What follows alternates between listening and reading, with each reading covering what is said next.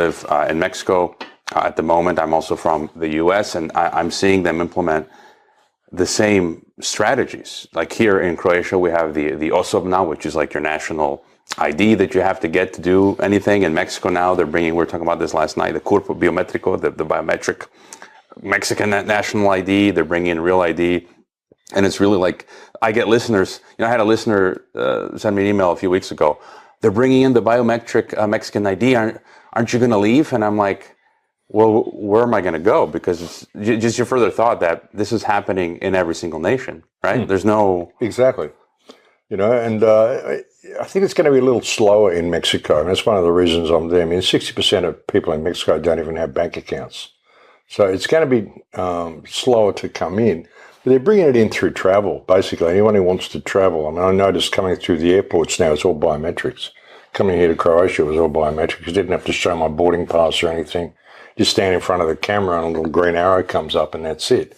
So once you've shown your passport and you've gone through that customs area and you're at the gate, there's no need for any more ID or any of that stuff. It's all biometrics. And this is coming in everywhere. And soon, they get you to renew your bank card every 5 years and you've got to renew this and renew that. Soon you're going to need digital ID even to get online to do anything. And it's coming in every country and you can escape it as much as you can for a while. But, I said on my last video report, if you really want to save the world, every country needs to stand up and basically overthrow their governments, realize that they're not valid governments. It's a criminal cabal. That is every problem we face in the world, whether it's starvation, whether it's homelessness, whether it's mass immigration, all this stuff is happening because it's legislated to happen by politicians who are sitting in abuse of the office that they hold. They've breached the trust of the people, the trust that the people gave them. They've abdicated their privilege to govern, which is a privilege. It's not a right. But people can't see that. They see there's a problem and they think, well, I'll have to petition the government to change it. No, the government's the one who created it, and they did it deliberately. And they're doing it all around the world. We've got to see what this system is. It's not really a system of governments and nations. Like I said, it's a multinational, multi-generational criminal cabal.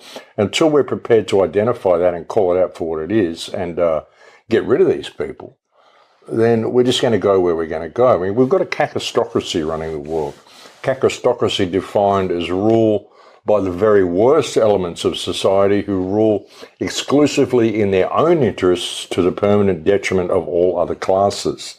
Essentially ruled by the shit people. That's what cacostocracy is. And that's what we've got. And people have to identify that and see that and stand up and do something about it. I mean, your government is invalid. They've invalidated themselves, even through what's going on in Gaza Strip, what's going on in Palestine. This is a genocide, live-streamed genocide happening for the last 2 years. Any politician who's supporting this is a war criminal, regardless of what they say, regardless of what their little law things say and their little paragraphs of law and phrases of law. This is an open war crime. This is whatever excuse you've got. You don't kill and murder children. You don't blow their hands and feet up. You don't do what they've done to Gaza and call yourself a human being, call yourself a politician, call yourself just or valid in any way, shape or form. The fact that they've allowed our countries to be overrun with migrants and all the stuff they've done. This is all treason. All of it is treason. And until the people are prepared to call that out for what it is and stop petitioning these people for change, then we're not going to get anywhere. And we're reaching that point now. Well, we've almost reached the point of no return. If the people don't stand up and do something about this, because ultimately, you can blame the governments, you can blame the people with small hats, blame the Jesuits, the Freemasons, anyone you want to blame. Ultimately, it's our tolerance of wrong behavior which has caused all of this to happen. Yes, so many thoughts here. I was just total Trojan horse. I've been already for years now saying Trump is the new world order, and people just don't.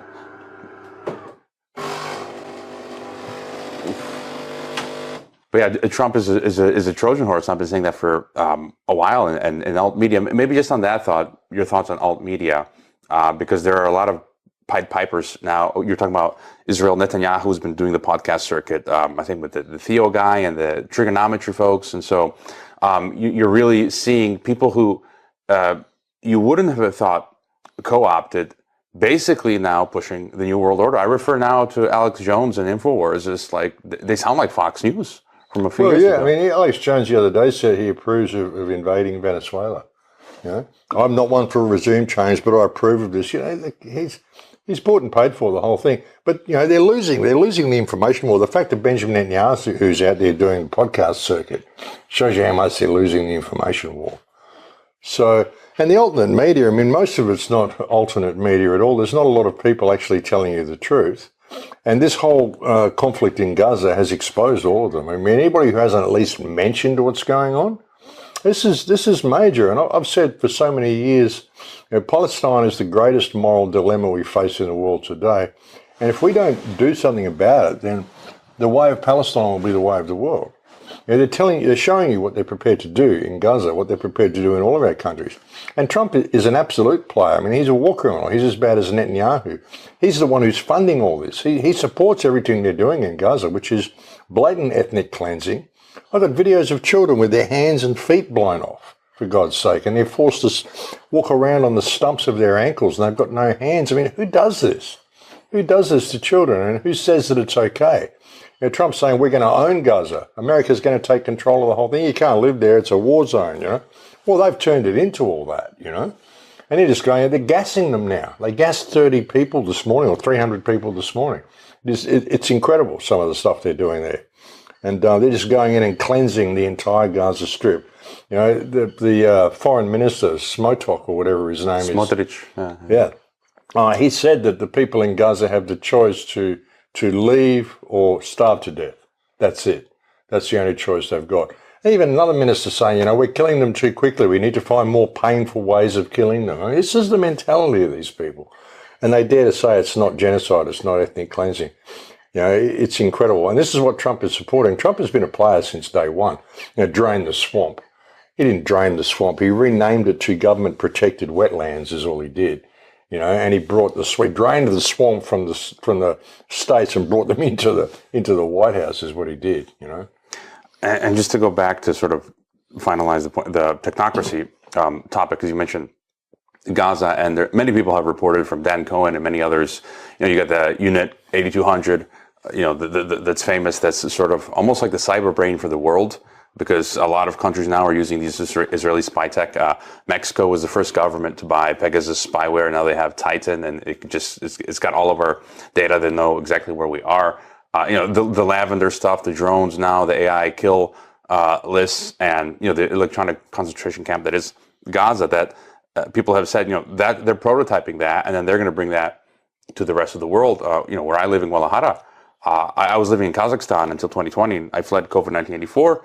Told this story before, but I found out that Guadalajara is a de facto 15-minute city. Like, I found the actual local government white papers. They call it Resilient City. It's a 15-minute city. Just the last year, they announced they're going to make a 15-minute city of Mexico City. I assume they're going to chop it up into multiple 15-minute Hunger Game districts. And Sonora, another state in Mexico, they announced that a few months ago. They made a deal with Foxconn. They're going to turn the capital, Hermosillo, into a 15-minute smart city and then replicate that to the other parts of the state. And so they're taking that Gaza model. And just to go back, how well do you think they could implement this, as one of my past guests, Edwin Black, called it, I like his term, the algorithm ghetto? Because I have some guests on that are not as optimistic, who think they won't be able to push it as far as they'd like, because you mentioned the situation sort of in Mexico where it's hard to implement these technologies. How bad do you think it could get? Oh, it could get absolutely horrendous. It could get the most dystopian gulag system you've ever imagined, or beyond what you could imagine, if we allow it to happen. That's the thing. It all comes down to us. If we allow this to happen, it's going to be difficult in Mexico. But like I said, we've almost reached the point of no return. They just do it. They start at the top end, like with the travelers and stuff like that through airports, and the fact that you've got to renew your bank card and all this sort of stuff. And so it comes out with a chip on it, the next one, and you just gradually do it. And it gets to the point where soon the little guys will just be squeezed out. The guys walking around Bonfil with the little taco stands and stuff will just get squeezed out. They'll have to do it if they want to still continue with business. So, I mean, it's got to a point now where it's very difficult to stop if people don't stand up and realize what their governments are doing and realize it's all one system. You know, I've been very optimistic and had great faith in humanity doing my podcast, like for almost 20 years now. But since this genocide in Gaza started, and I've said for years that the system in Gaza and West Bank is a system of warehousing and surplusing human beings. And if we don't deal with it, the way of Palestine will be the way of the world. Like you say, this is what's coming to all of our countries. They're showing you what they're prepared to do. And the solution lies with us. I mean, this is why I continue to do what I do and continue to try to wake people up, as futile as it may seem sometimes. I mean, the other option is to just forget about it and walk away and let it happen. And you can't do that. So you've got to push back in the way that you can. But we need the weight of numbers. And if we've got enough aware people, all it takes is that word no. That's all it takes.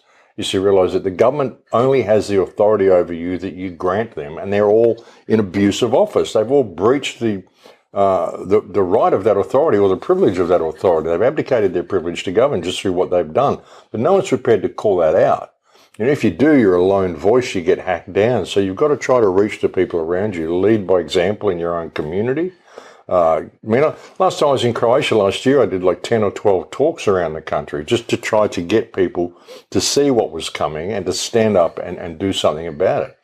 We're seeing it in Serbia now, like the whole of Serbia is sort of standing up wanting to overthrow their government. That's a good thing. It needs to happen in every single country, you know. So we've kind of gotten to that point, you know, and again, I don't even think we need violence. We just need people to understand that they don't have the authority that you think they have. And if they ever did, well, they've abdicated that privilege through their actions over the last 4 or 5 years through COVID, all this stuff. I mean, they tried to kill half the population with these injections, which I won't call a vaccine because there was no COVID, so there was no vaccine for COVID. You know, the whole thing was a scam just to give these injections to people. They've already killed hundreds of thousands of people through that injection. And Trump calls himself the father of the vaccine. How can anybody trust this guy? I mean, honestly, it's incredible. One thing about Trump, he's a good actor. He's a really good actor. I mean, he's got a whole profile on IMDb movie site, you know, of all the films and reality TV shows and all the stuff he's in. And now he's just acting that he's the president, you know, and he's quite good at it and people believe him. Yeah, he's probably pushing Operation Warp Speed 2.0, the mRNA Stargate thing. And, you know, I made the point a couple months back. I mean, all of these figures, the thing that shocks me with some, you know, some of the people you can smell right off the bat, but then other people who played a good role, who seemed authentic, like RFK Jr., who gave great speeches, and now he's like, I want all Americans to wear wearables by the end of 4 years. Or Tulsi Gabbard, who's like, no, you know, speaking some truth on Syria, but then she's like the new John Bolton, right? You know, there's that meme where, you know, I'm the captain now, and it's her face, and she's like, I'm John Bolton now, and it's you just go down the line, and I thought I mentioned, you know, what you're saying. I totally agree. You know, the sort of Martin Luther King technique of nonviolent civil disobedience. Our gracious hosts here in Croatia, I see on their fridge right there, they've got a magnet that says "ne," no. Yeah. Right. And so I think that's basically, we need enough people saying no.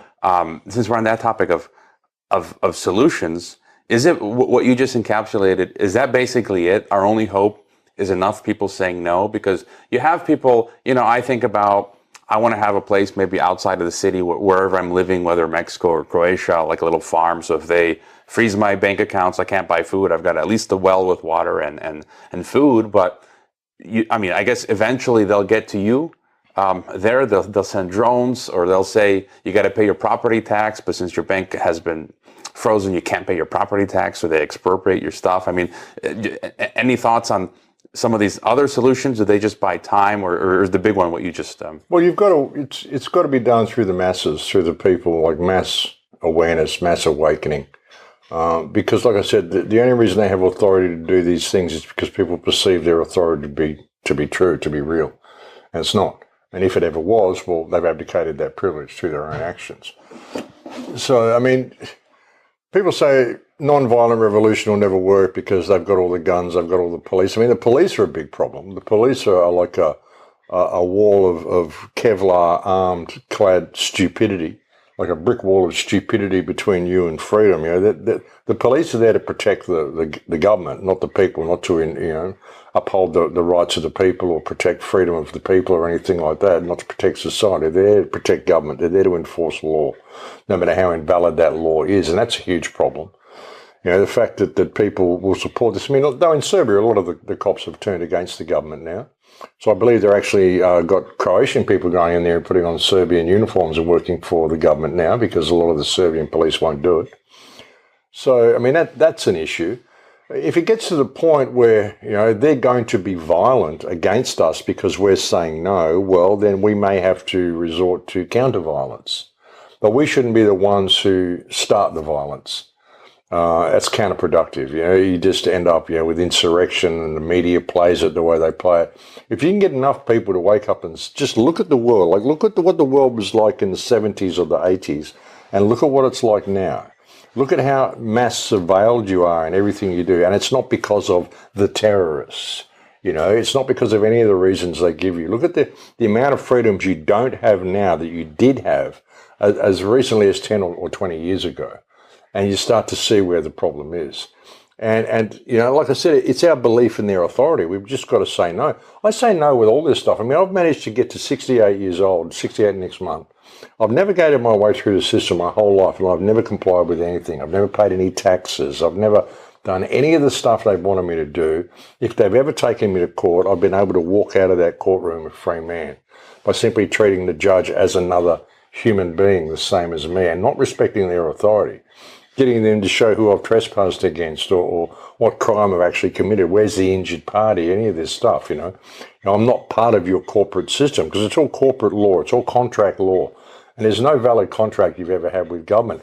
If we can get enough people to understand this, then they simply stand up and say, hey, no, we're not doing this anymore. We're going in this direction. And you guys, you're all in abusive office, so get out of the building. And there's nothing they can do against that if enough people can get that into their head.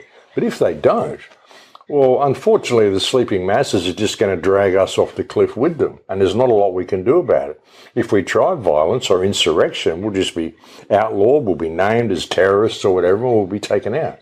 That's the problem. So that's why I do what I do, why you do what you do, why so many people are out there just speaking this truth and getting it out to people, trying to inspire them to be themselves. Everything I've ever done in my podcast is try to get people to remember who and what they are. Because these people that are doing this to you are just people like you. There's no reason you owe them any allegiance or need to respect their authority in any way.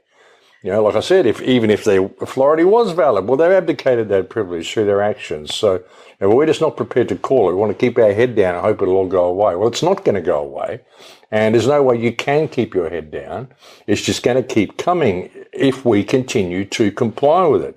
We've got to stop complying with our own slavery. That's really the only solution, You mentioned them classifying us as terrorists, and we hear a lot some of the ground zero countries where they're implementing these, like the UK, Northern Europe, where they want to break encryption and be able to read our emails and telegrams and WhatsApp messages. And I just read last week, I think our mutual friend here, she shared the story. I saw the headline in Croatian papers. So now in Croatia, they want to do that. In Mexico just this week. And it's funny, they use the pretext of, as you said, security or terrorism because they want to read our email, all of our messaging. And I'm thinking in the town where I live in Mexico, the story just a few days ago was like a group of local police, cops, authorities that are supposed to protect us were being investigated, that they killed an entire family of Mexicans. The father was running a legit business, I guess, of loans, and so he had a lot of cash in his house, and so they killed him and his entire family. And the headline actually said, they were declaring Graphene OS, the de-Google phone, as I think this was in Spain. They were saying that only criminals use de-Google phones, so the cops are worried about citizens using de-Google phones. And I'm like, you guys are literally murdering us. And so I thought I'd mention that. It's insane. So the phone is people connect their phone to everything. So the phone is how they get you. They can track and trace you with everything. When I went into Australia recently, they confiscated my de-Googled phone. They weren't happy that I had a graphene operating system installed on it. So they opened up my WhatsApp And there was messages that people had sent me while I was in transit. One of them was a review of the Melbourne synagogue firebombing. So the cops downloaded that message, that little video, and then said, that's terrorist content you've got on your phone. Well, hang on, you just downloaded it onto my phone. I didn't even know that I had that message. And they did that basically because it was a de-Googled phone. So, yeah, and they confiscated my phone. They did a bunch of stuff. They didn't see my laptop, so I didn't complain about the phone. I just let them take it, They didn't see my laptop in my laptop bag. It's a laptop bag, and they didn't see the laptop. I couldn't figure this one out, but that's what they do. The phone is the gateway device that is linked to everything. They recently reinstated my YouTube channel after 5 years. And I looked at it like day before yesterday. So I wonder if I can upload a video to it. And they said, well, we just need to verify it's you. So give us your new phone number. So once they get your phone number, they can look at every account that's linked to your bank account, your Facebook, your whatever. And they've got tabs on all of it. Then they can look at geo-tracing and see where that phone's been for the last 6 months and find out what your moves are, who you hang out with, all that sort of stuff. Cell phones are insidious. So yeah, they're trying everything they can. But again, it all comes down to us complying with their authority and believing their authority is real. And of course the police would do that, especially if the guy's got a lot of money. They're going to kill him and take their money. In Acapulco in 2018, the locals actually picked up guns and got on the back of pickups and chased the police out of town, out of Acapulco, because they went, well, this is where all the corruption's coming from, is from the police. They literally chased them out of town. So there's no police in Acapulco anymore. There's National Guard that wear police outfits, but they're actually National Guard. They're not police. So, yeah, interesting. Any thoughts, before moving on to stuff like geopolitics, transhumanism, that's sort of like the next extension of technocracy. What are your thoughts with, here Elon Musk and Grok and Neuralink and all this madness and the biodigital convergence? Just what are your thoughts here? This is something I've been warning people about since 2008, since my first film. And my last film I put out in 2010 was all about transhumanism, how they're going to use vaccines and all the stuff they've done. That's a lot of what the mRNA jab is all about, is transhumanism, putting this operating system into people. That's the ultimate goal, is to have us all hooked up to the mainframe.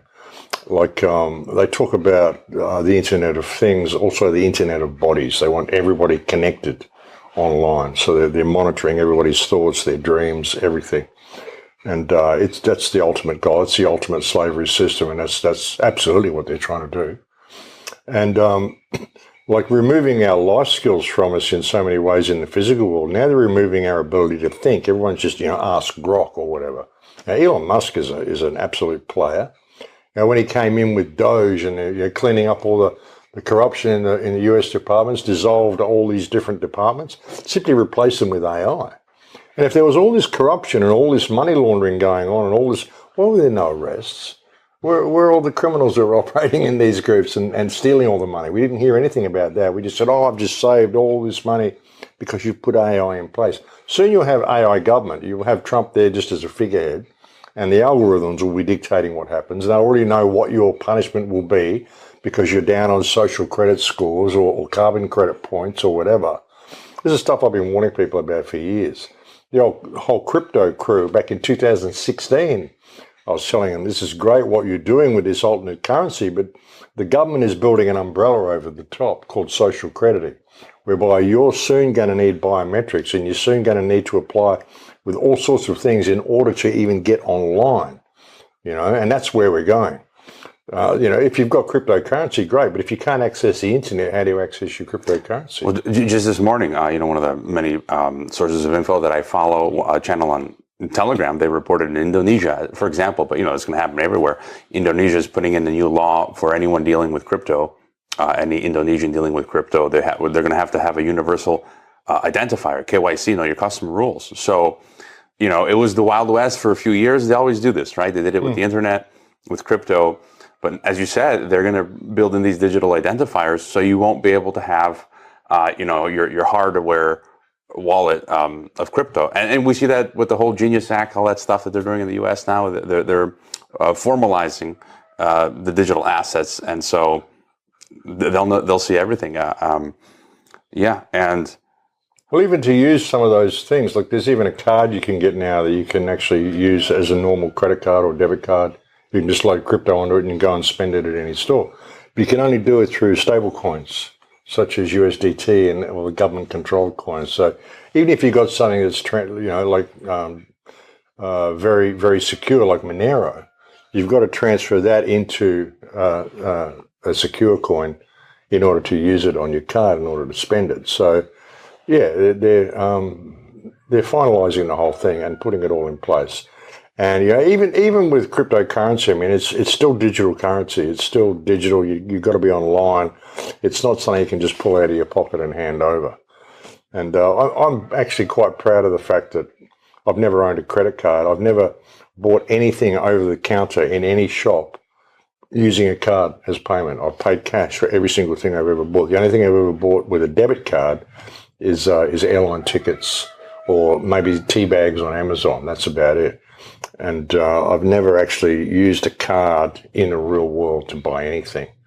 But it's getting harder and harder to do that, Yeah, I think it'll become impossible. And yeah, I mean, what you just explained that, I was a guest on Spiro Skouras' show in 2020, and he asked me my thoughts on COVID. And I said, way back in 2020 that basically COVID was a pretext to bring in global, and I specifically use the term algocracy, ruled by algorithm or AI government. And that's exactly what's going on now. And we hear all this talk about Kash Patel and Dan Bongino saying, there's nothing in the document Epstein. I mean, it's all just...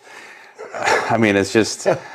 It's incredible, the whole Epstein thing. Like, for months, they were going to release the Epstein files. Oh, there are no Epstein files. It was all a Democrat hoax. I mean, unbelievable. I mean, but they keep pulling the rugs. Like the IRS thing. Trump comes out, we're going to end the, for the lower middle class IRS reporting, where they fired IRS tens of thousands of employees. And then this week, the news is, oh, no, they're rehiring everyone. So it's just one rug pull after another. Yeah. We're going to arrest Obama. Oh, we can't arrest Obama. It's incredible. It's incredible. It's just whatever they can do to keep people distracted. See, people have the attention span of a goldfish, so they can be up in arms about Epstein, then they'll just say, we're going to arrest Obama the next day, and everyone's forgotten about Epstein, And then the next day, oh, sorry, we can't arrest Obama because you can't arrest ex-presidents, blah, blah, blah. So, it's incredible. And Trump, I mean, Trump is you should not be trusting this man. Like the whole assassination thing, this was such a fraud. This was such a fake. I mean, you can see how they positioned the reporters, lowered the flag down. They got, he just went down and dropped down with a little blood pack on his ear. There's no way that was a real assassination attempt. But it was everything they needed to make him appear like the savior. And, God saved him so he could save America. And he's just flushing America down the toilet. It's incredible.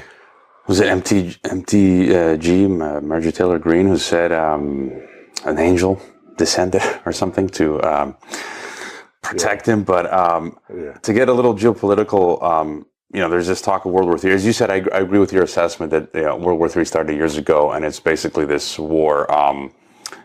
not in the traditional sense. It's psychological, it's informational, it's all that. But the headlines again are bombarding us with these talks of World War III with Russia and East versus West. In my view, all this talk about BRICS and multipolarity, and you said it earlier. I think it's all of the world's governments against their own populations. And I don't really see any difference between East or West. Russia's implementing technocracy. China is. EU is. The Americas are.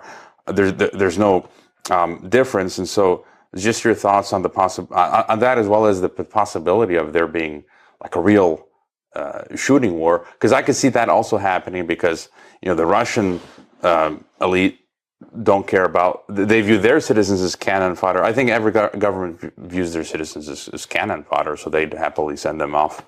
Well, it's good for depopulation. War's always good for depopulation. That's what it's always been about, depopulation and destroying the old world.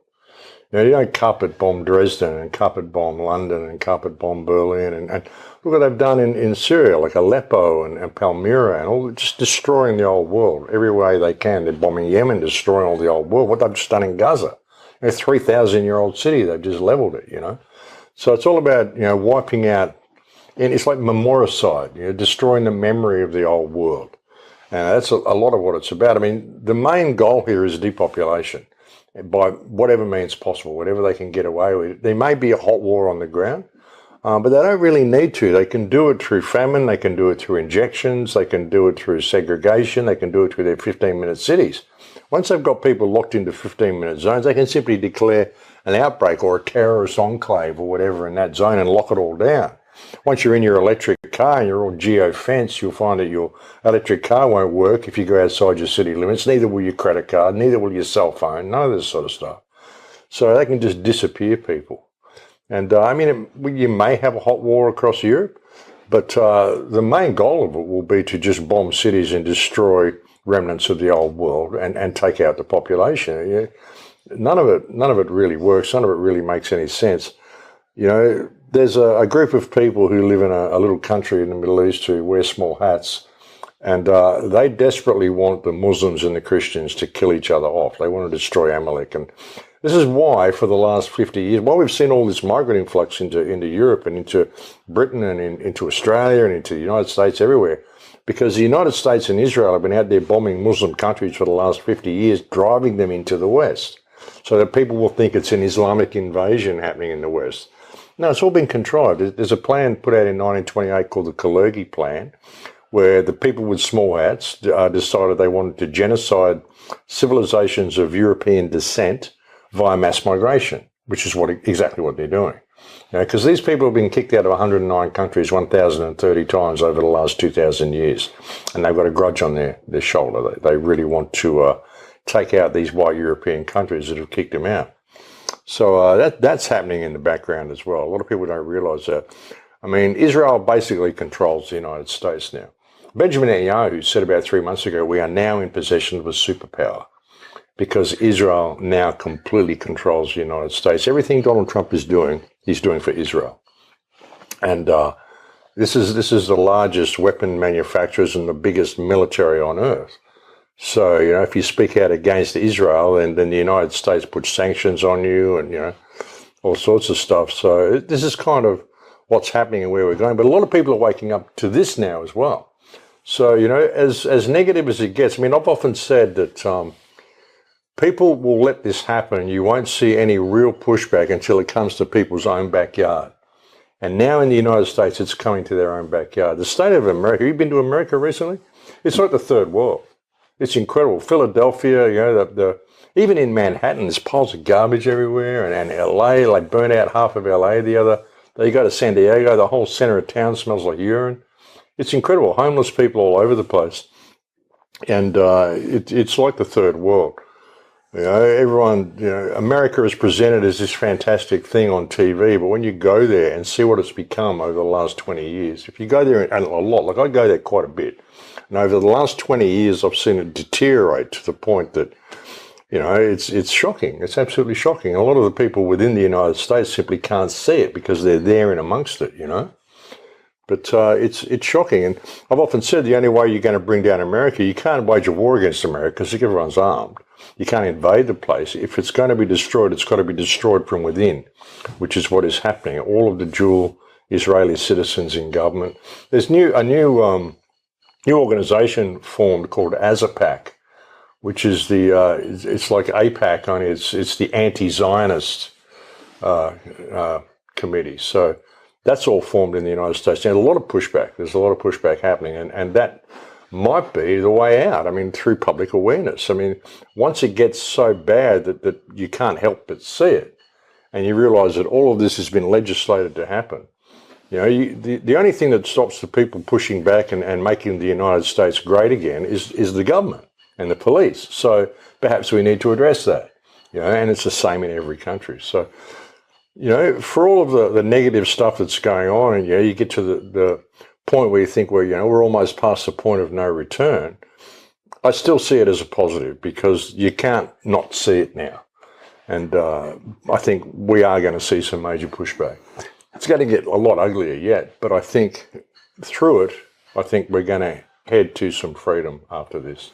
Well, I saw the other day they're going to use, maybe they can use National Guard to disarm the armed American populace, or at least attempt. But you mentioned migrants, and I have nothing against. I'm a migrant. I've been a migrant my whole life, and I would just love for people to, easily be able to move where they like on the planet, with no passports like before World Oh, War yeah, One. absolutely. But when you get massive amounts just influx and they don't integrate, and they're not there to integrate. They're there because they've got a chip on their shoulder because you've just spent the last 50 years bombing their country.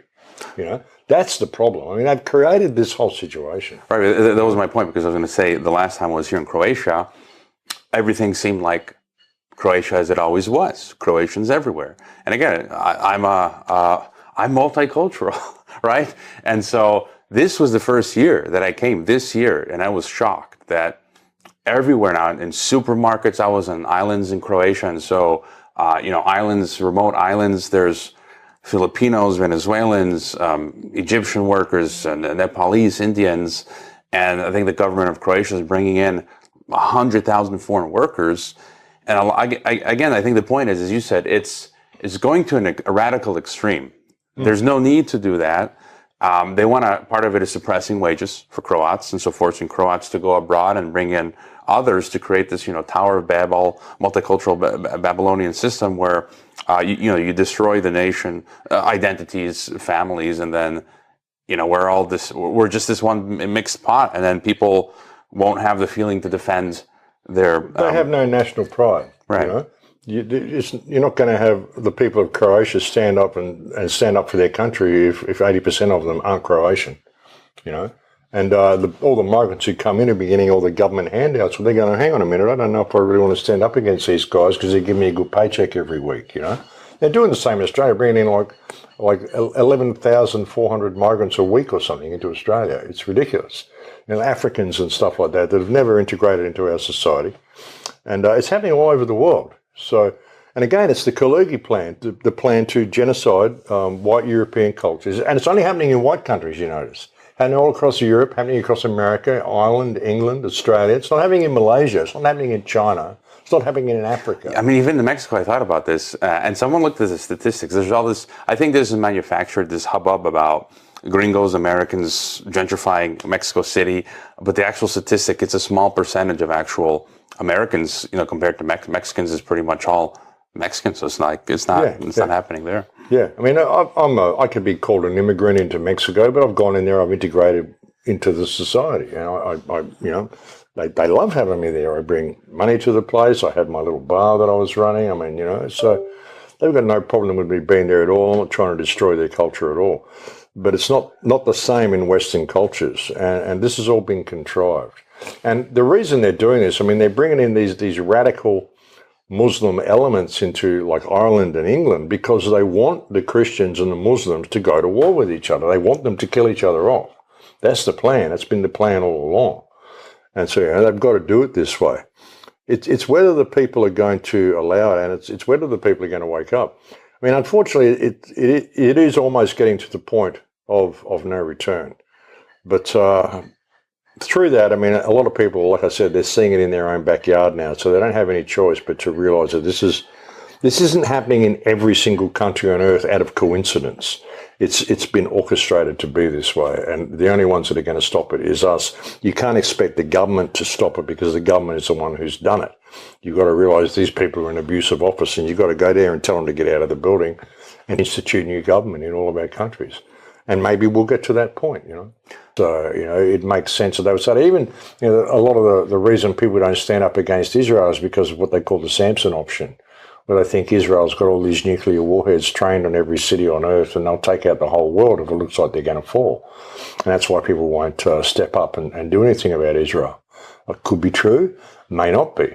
But then you might have governments like the Iranian government who actually think nuclear weapons are real and maybe are trying to pursue the creation of nuclear weapons. And of course, they'll never succeed because they're on our nuclear weapons. So, I mean, it's a grey area. The whole thing is a grey area. So I'll just leave that one until I've got more information, maybe in a few years. No, I didn't. Like you come to Croatia or go to Serbia or go to France or go to Germany or go to America or go anywhere. They'll tell you this is the greatest country on earth. Don't go to any of the other places. Their economies are stuffed. They're all falling apart. We're going to keep you safe here. And they convince people that they need government to protect them. oh, you need government because the people from Serbia may come and attack Croatia. Well, it's not the people of Serbia. They don't give a shit about Croatia. It's the government of Serbia facing off with the government of Croatia. So you need the government to protect you from the other governments. It's crazy, and all of these governments work together as one criminal cabal, So once people see that, this whole concept that we need government at all, we need a state of anarchy. We need a state where people are self-governance and they're taught integrity. They're taught the seven liberal arts the way they used to be, the trivium and the quadrivium, and they're taught how to think properly. People aren't even taught how to think properly anymore. So, and again, it gets to the point of collapse and then they turn to government, please save me. It's the government that caused the collapse, If you would just take responsibility for yourself, develop ties in your own community and stand up for yourselves and create cooperatives with your neighbours and things, we'd heal this whole situation. So maybe it's getting to that point. That's what we're going to have to do. So I don't think there's any way to stop the direction the ship of state is sailing while the state still exists. It's got to get to the point where we just remove all support for the state and the state will collapse under its own weight.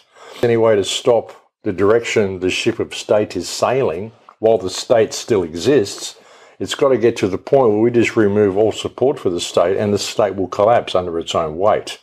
And perhaps we're getting to that point, But there's not a lot you can really do. I've been out there on the front line for 20 years, even 30 years. I was speaking about all this at high school, warning people where we were going. And here we are. Now, everything I've done on the radio show and the podcasts I've been doing for the last 20 years has been trying to prevent this situation we are now in from ever happening. But here it is. So it's just going to go where it's going to go. But like I said, I think enough people are noticing now that we're going to end up in a better place at the end of it. I don't think the governments have any credibility anymore. I think people are giving them less and less attention. People are following their dictates less and less. People don't really care anymore what the governments say or do. They realise that they're all invalid, and that wave is just building. So, with all the negative stuff that's happening, we knew it had to get this bad, but we are birthing a new world, and birth is a painful process. And I think it's going to get worse yet, but I think there is a light at the end of the tunnel. If we can just maintain our confidence, maintain our energy levels and our positive attitude, then I think we will get through it. We've got to look at our subconscious thoughts as well. If you're a defeatist subconsciously, then you're going to be defeated.